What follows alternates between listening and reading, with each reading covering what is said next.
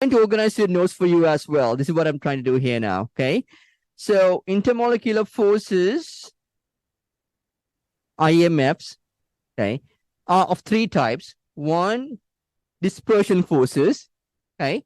When it comes to dispersion forces, that depends on the polarizability, which depends on the number of electrons and the size of the molecule. Okay. Greater the number of electrons, greater the polarizability, the stronger the dispersion forces. Number one.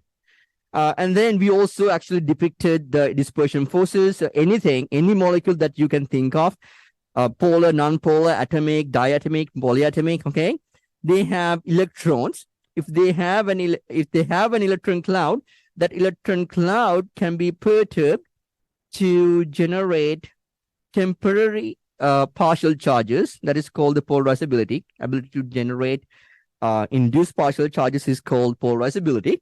And once you have these induced partial charges, let's say that you have a minus and plus here, they can interact with each other, right?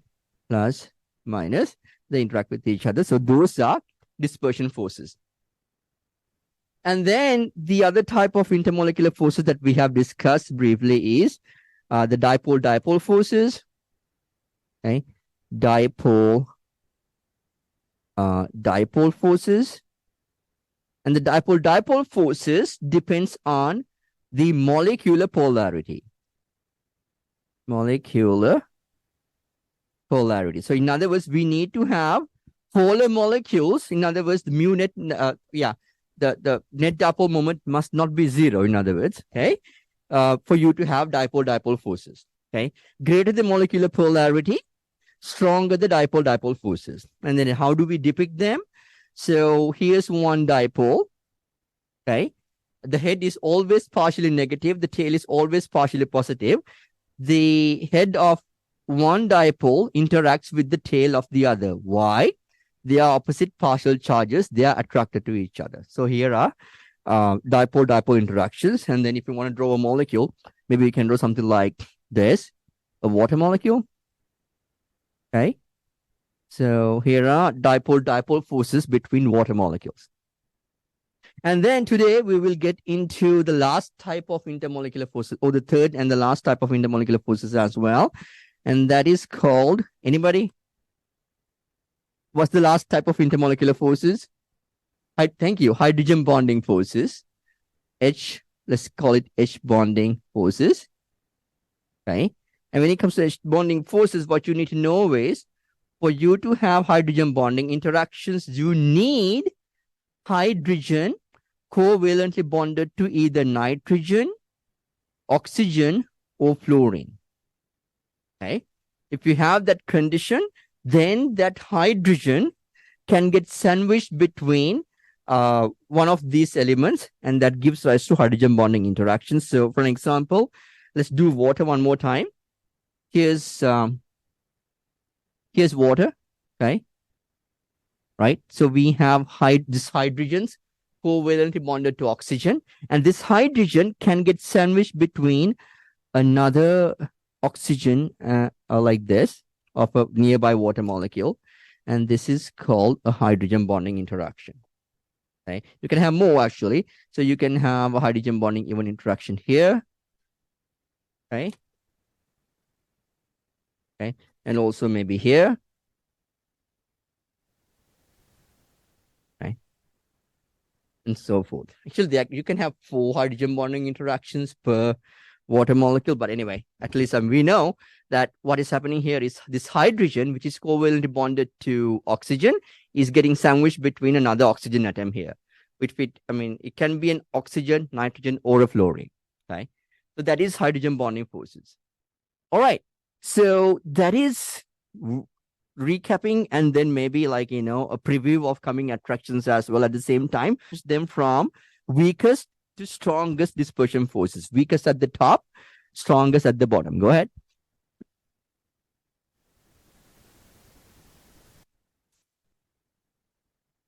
Okay.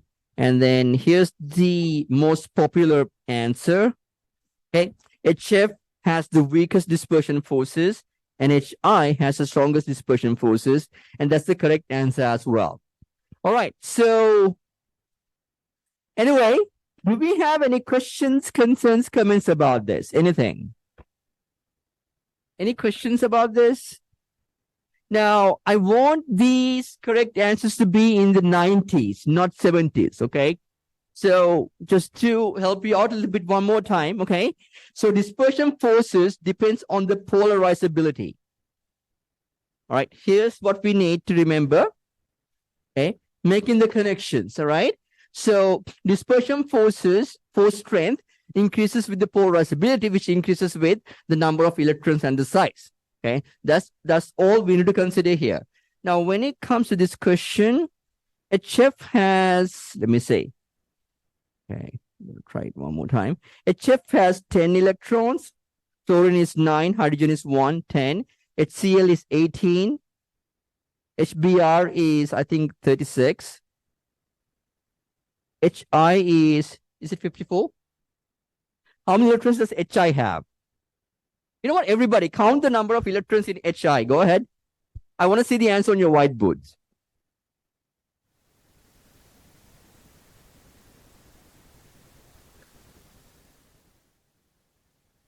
Give me a second. All right, thank you. Can I see your whiteboards, please? How many electrons does HI have? I see 54. Thank you. Right? So we have 54 electrons because I think iodine is atomic number 53. Hydrogen is 1, therefore we have 54 electrons. Okay. So because you have more electrons in HI is the most polarizable, meaning it's going to have the strongest dispersion forces. That's it. That's the thinking behind that answer. All right. What questions, concerns, comments do we have at the moment? Anything? Any questions? Any? We're doing okay? All right. So I think we got the dispersion forces done. By the way, here's the good news. Dispersion forces is the weirdest type of intermolecular forces that we have to learn. Everything else is more straightforward. Okay. So which is a good news. All right. Now, with that, let's do this. All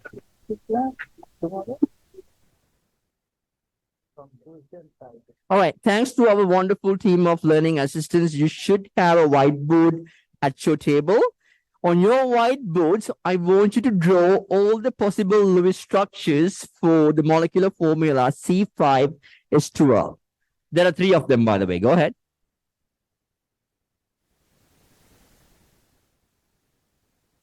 Paul is back. Paul.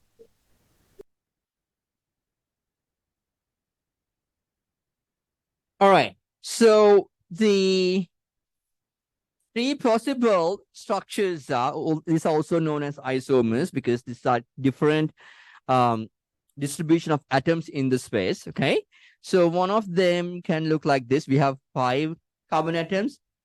So we have 1, and ends and bends are carbons, right? So we have 1, 2, 3, 4, 5. Here's 1. And then we can have 1, 2, 3, 4, and maybe 5 from here. A branch coming out. Okay. And then what we can have is we can have this carbon in the middle. To that we have 1. All right.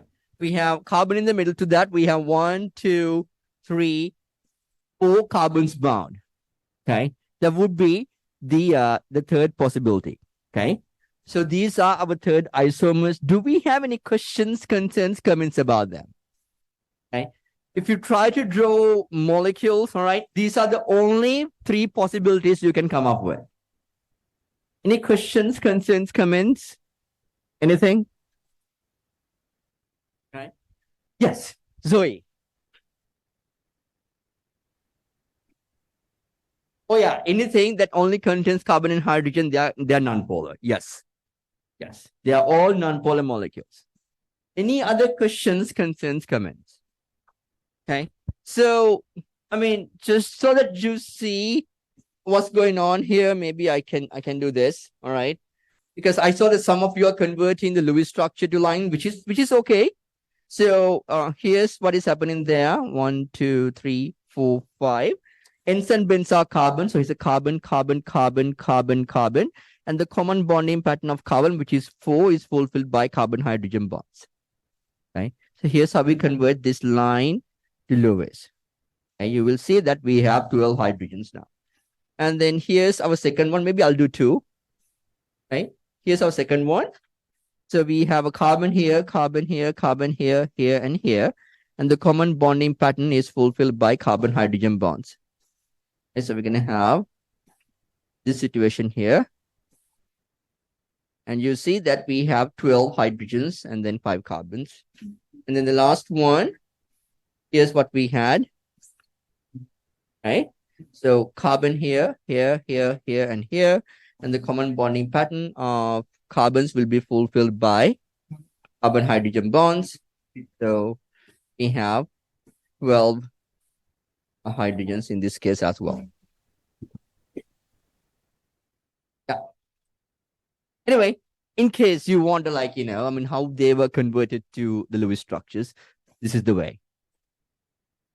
All right. Now, with that, I'm going to get into my main question for today. Right? So let me call this A, B, and C. These are my isomers. Okay, in your notes, mark them as A, B, and C just for the next question. Okay. What I want you to do is I want you to tell me which one of these isomers you expect to have the highest boiling point. Go ahead. Which isomer will have the highest boiling point?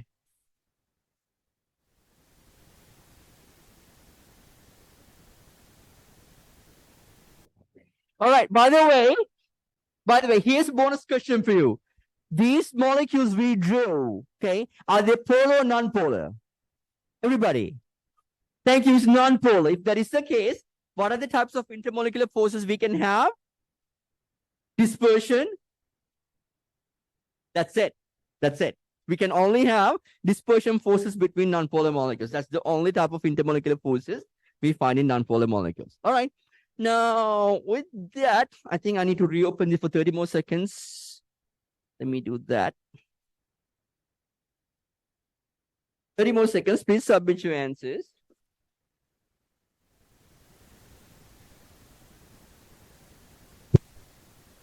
And here are our responses. Okay. Okay. So most of us said they all will have, comparable intermolecular forces, which is not the correct answer. All right. Anyway, so now one of them will have strongest intermolecular forces, and then one of them will have the weakest intermolecular forces. There's one in between as well. Okay. Now, how do we determine this? They all have dispersion forces. We all agree on that. But here's the thing. When it comes to, let me go back to the molecules one more time. Right? When it comes to a molecule like B, what we have is we have this main chain, okay? And then we have some parts sticking out, okay? And then in this case, we have a 3-carbon chain, and then we have 2 things sticking out. In this case, we just have the main chain. There's nothing sticking out. So now, when you have things sticking out like this, they act as barriers for the molecules to come closer to each other. Okay? As a result of that, it reduces the surface area of contact. Therefore, the intermolecular forces are weakened in them. Okay? So, I don't know. Did I tell you about my grandmother? Did I? Okay. So, okay, I'll tell you anyway, all right? Nobody cares. Okay, anyway. So whenever my grandmother used to go out, okay, she always used to carry 2 umbrellas. No matter what the weather is, all right, she used to carry 2 umbrellas, okay? I asked her why, all right? It turns out that she used umbrellas to make sure that other people don't come closer to her, right? So these branches coming out, the things are sticking out from the molecules are like umbrellas of my grandmother, okay, that prevents people or molecules coming closer to it. Okay, that reduces the surface area of contact. As a result of that, it weakens all the intermolecular forces. Okay, so in A, we have the strongest intermolecular forces. Why? It doesn't have any umbrellas sticking out. That reduces the surface area of contact. Okay, and then B and C has the weakest intermolecular forces. You have not one but two umbrellas. Okay, sticking out from that, making it almost impossible for the molecules to come closer to it. All right. So, do we have any questions, concerns, comments about that? All right. So, this is about the surface area of contact. Okay. Greater the surface area of contact, stronger the intermolecular forces. I'll reopen the question for you in case you want to revise your answers.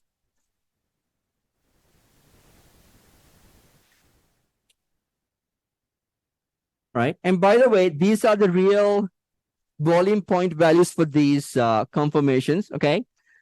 So here are the three conformations here, or the isomers. So for the first one, the boiling point is 36 centigrades. The second one is 28, and the last one is 10. All right.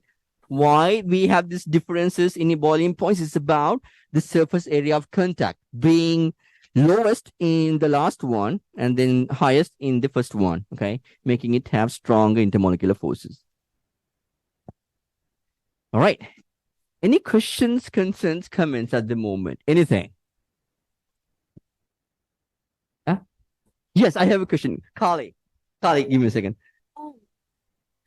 So for dispersion forces, we were told that like the greater the amount of electrons and the greater the size equals like the higher the polarizability, stronger the dispersion forces. Yes. How would the umbrellas increasing or like how does that equate to like size? Like I feel like if things were sticking out of a molecule, that would increase its size. So size-wise, they are more or less comparable because they have the same number of carbons and hydrogens. They occupy the more or less the same amount of space, all three cases.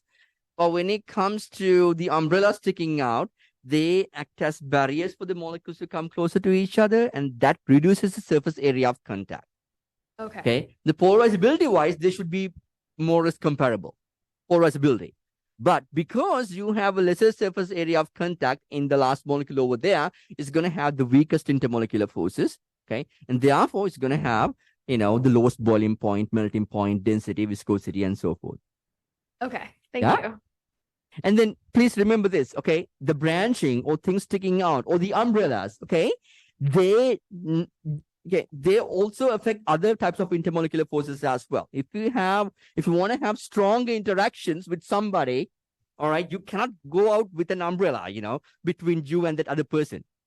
Okay. So the idea is if you have branching, it weakens all the types of intermolecular forces, dispersion forces, dipole forces, or hydrogen bonding forces. The branching will weaken all of them. Why? You cannot get closer to the other person or the other molecule. If you cannot have stronger interactions. Okay. All right. Any other questions, concerns, comments at the moment? Luce, anything? No? Okay. All right. So with that, let's do this. So let's see how we did. Right. So here are our responses. Okay, most of us, okay, now it's obvious, right? Because you have like a higher boiling temperature for benzene, benzene must have stronger intermolecular forces, okay? And because both of these are non-polar molecules, because it contains only hydrogen and carbon, these are dispersion forces. We already know that, but that's a different story. But anyway, so the first point, intermolecular forces wise, benzene should have stronger intermolecular forces than hexane. No doubt about that. And then the question is why this is the case, okay? Is it because we have dipole forces in benzene? No. Benzene only has hydrogen and carbon. It is a non-polar molecule. Therefore, you're not going to have dipole-dipole interactions, because for you to have dipole-dipole interactions, you need to have polar molecules. None of these are polar. Okay. So option B is incorrect. And option C, benzene is more polarizable as it has more electrons? No. Okay. So when it comes to hexane, you have 6 carbons, meaning 6 times 6 electrons from carbons, plus 12 hydrogens. So 12 electrons from hydrogens. Altogether, 36 plus 12, you have 48. I think it's 48. 48 electrons in hexane. But when it comes to benzene, you have 6 carbons, therefore 6 times 6 electrons from the carbons, plus only 6 hydrogens, meaning 6 times 1 electrons from the hydrogens. Altogether, you only have 42. Okay, so you have less electrons. Therefore, you cannot expect benzene to be more polarizable. It has to be hexane because it has more electrons. Okay, now that is not it. Right, and then the other thing is benzene has a greater surface area of contact. Yes, that has to be the one. Okay, that has to be the only reason why benzene should have strong intermolecular forces. Now, why this is the case? Okay, it has to do with something I would like to call the pancake idea. Okay, so when it comes to benzene, these carbon atoms are the electron domain around the carbon atoms are trigonal planar. The molecular geometry is also trigonal planar. The idea is all these carbons are trigonal planar, meaning they are in a plane. So if you have, let me see if I can do this here on the screen, right? If you have benzene molecules are flat or planar like pancakes, okay? So they can stack on top of each other. Okay, so I don't know whether you can see it. Let me zoom out all the way. Okay, so benzene molecules are flat like this. As a result of that, they can stack on top of each other like pancake. Okay, therefore, you're going to have a greater surface area of contact in benzene. But when it comes to hexane, at best, we do it like this. Okay, they can interact like this at best. But you know what? It is not going to be always like this. Okay, these molecules are single bonds. Single bonds can rotate. Therefore, these molecules are going to wiggle all the time, and then you're going to have structures like this. As a result of that, it's going to reduce the surface area of contact between the hexane molecules. Therefore, you're going to have overall weaker interactions between the hexane molecules compared to benzene, which can stack on top of each other like pancakes. Now I'm stuck. Anyway, yeah, so that's the idea there. Okay, one more time. Benzenes are flat molecules, so planar molecules. Planar molecules can stack on top of each other just like pancakes. Okay, therefore, you're going to have a greater surface area of contact. Greater surface area of contact means stronger intermolecular forces. All right, what questions, concerns, comments do we have at the moment? Anything? All right, I'll reopen the question in case you want to revise your answers, and then I need to figure out what's going on with my screen. It works now. Of course.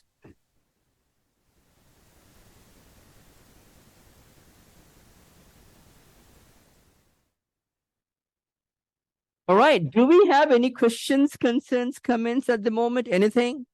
Annie, thank you. Can I have the microphone with Annie, please? That's okay, Annie. I think we can benefit from each other's questions. Go ahead. So do we put E or not? Oh, yeah, I would put that. Yeah, benzene reminds me of pancakes. It should remind you of pancakes too. Okay, thank you. Yes. Yes. I mean, yeah. If we have to use technical terms like all the time, it's going to be boring. I mean, I would like to bring some, real life examples as much as possible. Anyway, any other questions, concerns, comments, anything else? All right. So if that is the case, okay, let me close this as well.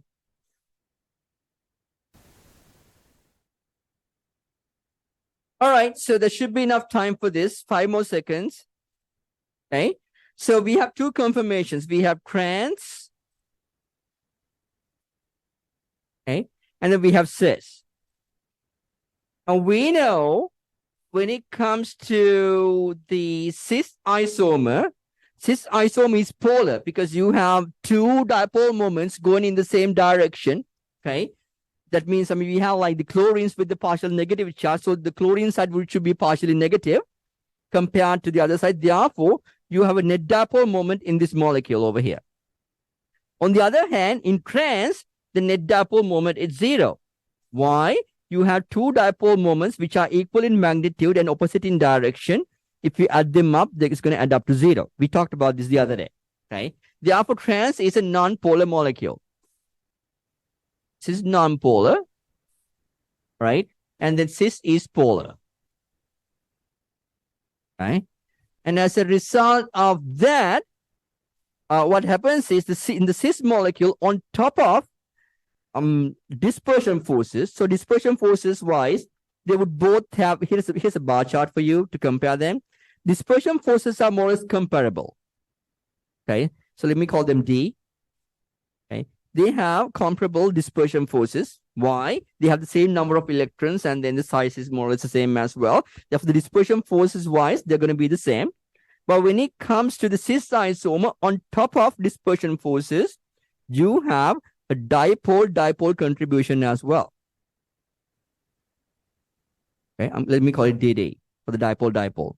Therefore, overall, the cis isomer has stronger intermolecular forces. Therefore, we can expect that to have higher boiling point, melting point, density, viscosity, and lower vapor pressure and lower volatility. All right. What questions, concerns, comments do we have at the moment? Anything? Any questions, concerns, comments? Anything? Diego? No? Okay. All right.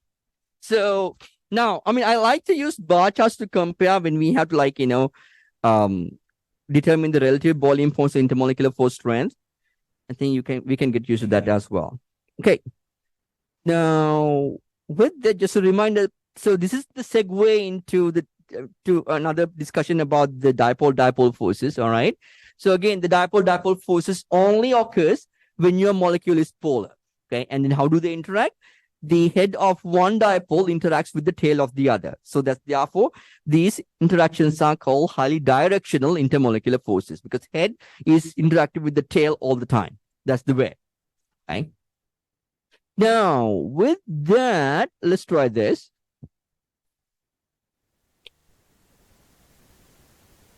Involved here, we're talking about dipole interactions. We know that dipole forces depends on the molecular polarity. Okay, greater the molecular polarity, stronger the dipole forces. That's what we need to know here. Okay, now if we consider these molecules which are linear, what I would do is, let me see your responses. This is the most popular order. I like it.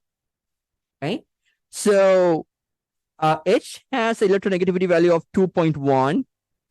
I think Br is around 2.7 or 2.6. Let's call it 2.7. Hydrogen is still 2.1. Chlorine is 3.0. And then hydrogen is 2.1. Fluorine is 4.0. So HF molecule or HF bond has the greatest electronegativity difference, meaning it's going to have the strongest or the greatest molecular dipole. Here's the molecular dipole of HF. Then HCl will be only difference is only 0.9. Therefore, the molecular dipole is going to be less than that of HF. It's going to be like this. For HBr, the difference is lesser than that of HCl. Therefore, its molecular dipole is going to be less than that of HCl. Okay, because you have the strongest or the greatest molecular dipole for HF will we can expect to have the strongest dipole forces, and in HBr we have the weakest dipole forces because you have the lowest molecular polarity. Yeah. All right. What questions, concerns, comments do we have at the moment? Now, please make a note. I never talked about the number of electrons, the polarizability. Those things don't matter when we talk about dipole forces. What matters is the polarity, the molecular polarity, which depends on the dipole moment. Okay, greater the dipole moment, okay, stronger the dipole forces. Yes. Yes. Okay, Yes. Thank you. All right. So, okay. Yeah, some of us swapped them, but it's okay. All right. Do we have any other questions, concerns, comments? Anything else? All right. So I'm gonna remove my doodling, and I'm gonna move on to next question. Right, the same set of molecules. All right. Okay, this time, please feel free to use, I don't know, Google, ChatGPT, Bard, Llama, Claude, whatever you want to use. Okay. And I want you to arrange them from lowest boiling point or weakest intermolecular forces to strongest intermolecular forces. Go ahead. The weakest intermolecular forces or lowest boiling point, then HBr, and then HF. Okay. So, you know what? I mean, I'm okay with this. I think if AI says this is the answer, I mean, okay, what we're going to do is we're going to try to explain it. All right. So remember so in this module, in this unit, actually, you can get questions in two ways. One, you can be asked to predict based on what we have learned, or you can be asked to explain. Okay. This question, I want to make it about explaining more than predicting, because I mean, I asked you to, get the information from the internet, and then this is what we got. Okay. Now we will try to explain it. Let's go. So here's what I would do to explain this. I would use a bar chart. Okay. And everybody, if you can draw the bar chart with me on the whiteboards, that would be awesome. Okay. So we have intermolecular force strength on the y-axis. Okay, let's see if I can do it. I don't like this new Zoom thing, actually. I cannot figure it out. How can I go back to writing? Oh, perfect. I got it. Yeah, I like it now. Guess I figured it out. Anyway, so we have the intermolecular force strength on the y-axis, and then we have our molecules. We have HF. Okay. We have HCl. And then we have HBr. Okay. Now we're ready to rock and roll. All right. Now HF.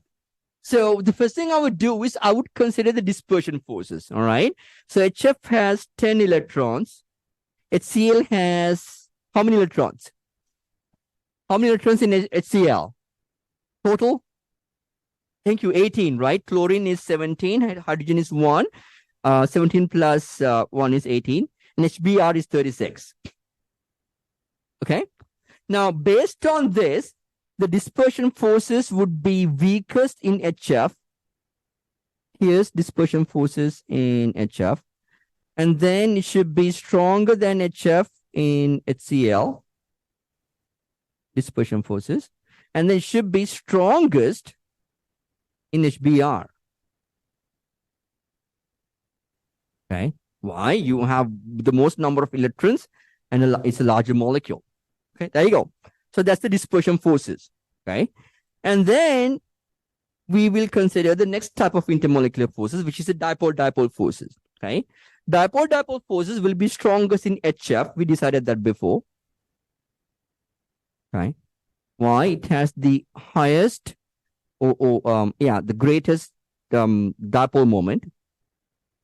And then it will be a little bit weaker in HCl. So here's the dipole-dipole in HCl. And it will be the weakest in HBr. So here's the dipole-dipole of HBr. Okay. So the DD stands for dipole-dipole. Dipole.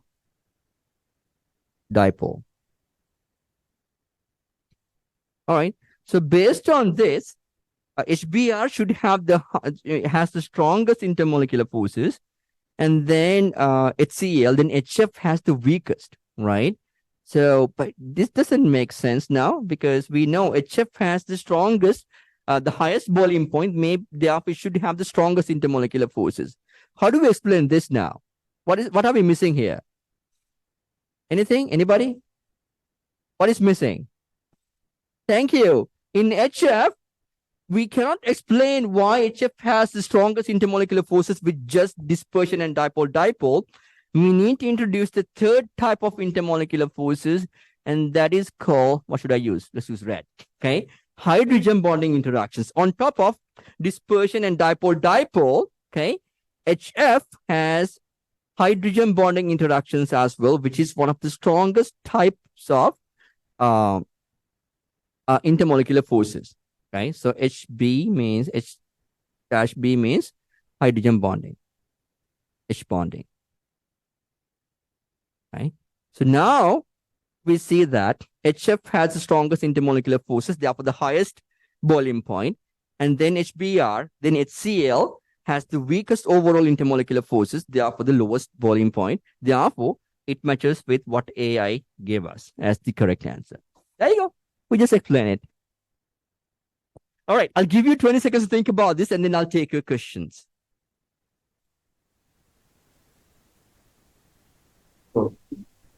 Yeah. Diego, go ahead. Yes. Why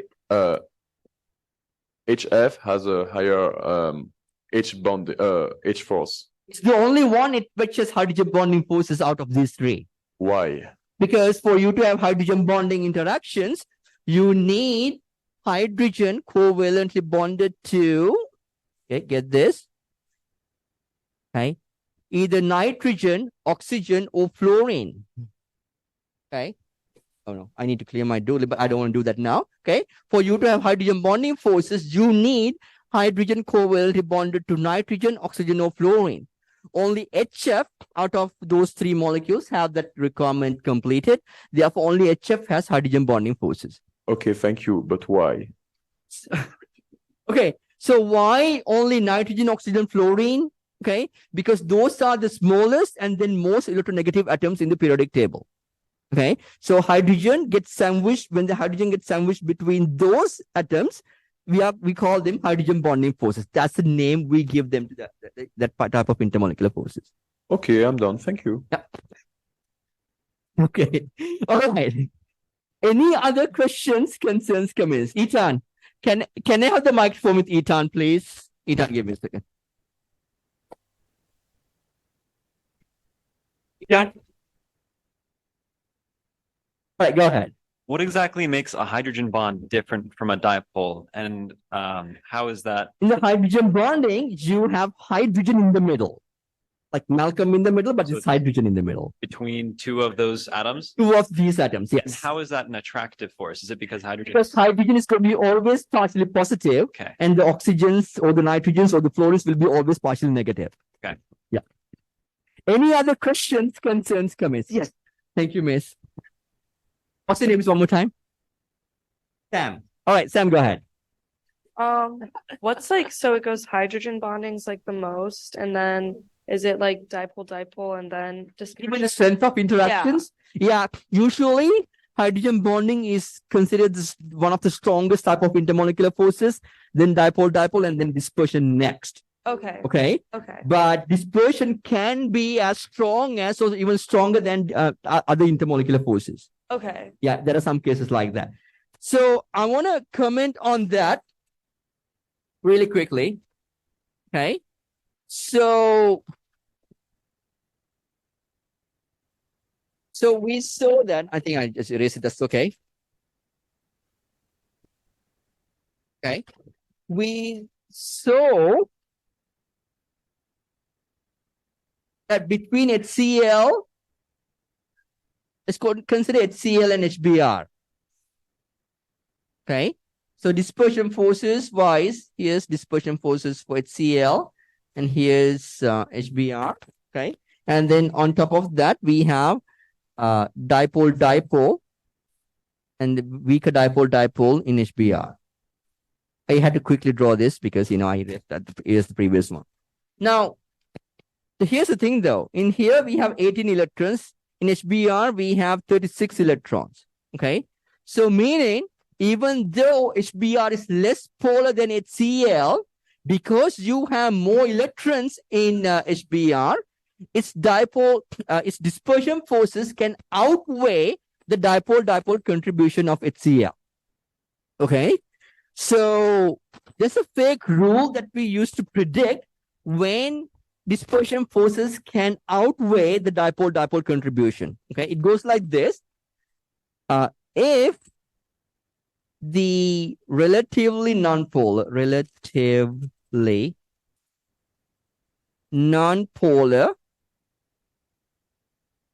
molecule, the relatively nonpolar molecule has 15 or more electrons than the polar molecule,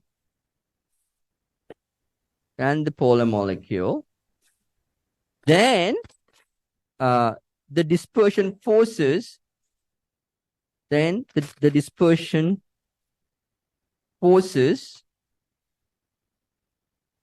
may outweigh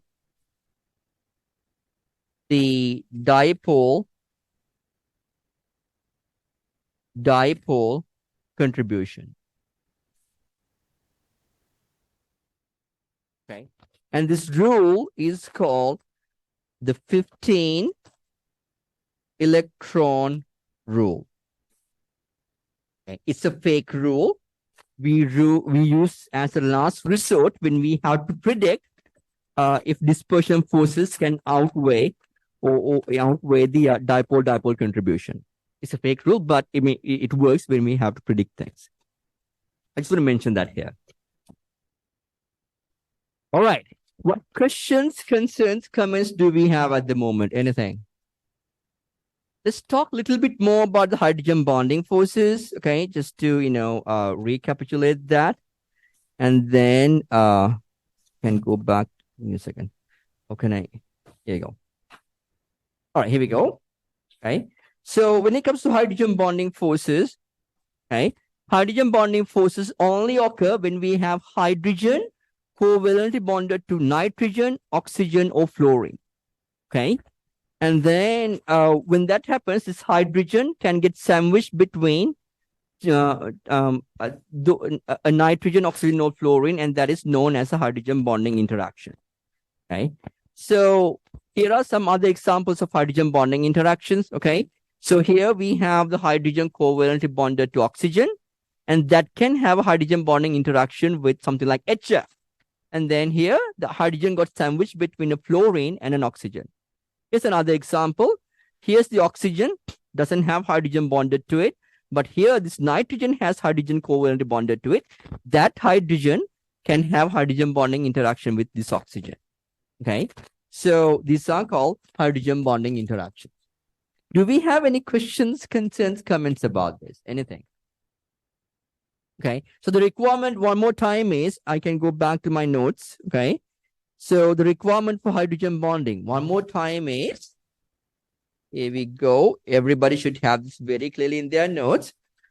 We need hydrogen covalently bonded to nitrogen, oxygen, or fluorine. Okay. And then that hydrogen can get sandwiched between nitrogen, oxygen, or fluorine to have hydrogen bonding interactions. All right. I want to do one thing, not because I don't trust that you understand this, but I want to do this anyway. So here's an example. Okay. So I'm going to do this. Here's carbonyl group. I made it a carboxylic group now. Okay. And then I have CH3 group. This is called acetic acid, by the way. Okay. Now, an example of hydrogen bonding between this molecule and water would be something like this. Here's a water molecule. Okay.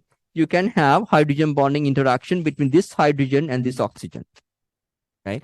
Another example would be like this, oxygen of water. Okay. Now we have hydrogen covalently bonded to oxygen that can hydrogen bond with this oxygen of water. Okay. Or you can have hydrogen over here of water. Okay. That can hydrogen bond with oxygen of this molecule like this. Okay. Now, what do you think about this? So here's a hydrogen. Okay, here's the water molecule. Okay. Now, can we have hydrogen bonding interactions like this? Is this hydrogen bonding? Yeah, hydrogen sandwiched between oxygen and something. Is it hydrogen bonding interactions? Yes or no? Okay, on your whiteboards, tell me. Okay, if you don't want to tell me. Okay, the last thing I drew over here, is it hydrogen bonding forces or not? That's all I'm asking. If not, why? Write on your whiteboards. Or if yes, why? On your whiteboards. You think? I'm going to include a question like this on your on your exam 3A tomorrow. What do you think? But that means they're interacting. I'm just showing the interactions between that atom and the other atom. Yeah, the dotted line means they're interacting. Oh, look at that. I like questions like that. I like what you're doing. You're going over the homework questions at the same time. That's perfect. Pretty good. I wish everybody does that. All right. So what you say? You have a 50% chance of getting this right. Is this hydrogen bonding interactions or not? Can I see the answers? Thank you. Yeah, I have no. Yeah, I have a resounding no from most of you who showed me the whiteboards. Yes, this is not hydrogen bonding interactions. Why? This hydrogen is covalently bonded to a carbon, which is not a nitrogen, oxygen, or a fluorine. Therefore, this hydrogen cannot participate in hydrogen bonding interactions. Okay. Therefore, this is not hydrogen bonding. These are hydrogen bonding. It's bonding. Not this. Okay. So just to summarize at this point, I'm just going to point that out. Okay. That can help a little bit later. So summarize, all the molecules have electrons. Therefore, they are polarizable, meaning all the molecules, any molecule that you can think of can have dispersion forces. Okay. And if your molecule is polar, like these guys over here, on top of dispersion forces, you can have dipole forces as well. Okay. And then if your polar molecule has hydrogen covalently bonded to nitrogen, oxygen, or fluorine, just like these two guys, on top of dispersion and dipole, you can have hydrogen bonding interactions as well. All right, this summarizes all the types of intermolecular forces. All right. Finally, I want to mention something about the strength of interactions because it came up today. Okay. A covalent bond strength is between 200 and 1000 kilojoules per mole, while intermolecular forces only ranges from 0.05 to 40 kilojoules per mole. So intermolecular forces are much, much weaker compared to actual bonds. Okay. And then when it comes to the types of intermolecular forces, dispersion can range from 0.05 to 40. Okay. And dipole 5 to 40, and hydrogen bonding 10 to 40. We say that hydrogen bonding is one of the strongest type of intermolecular forces. Why?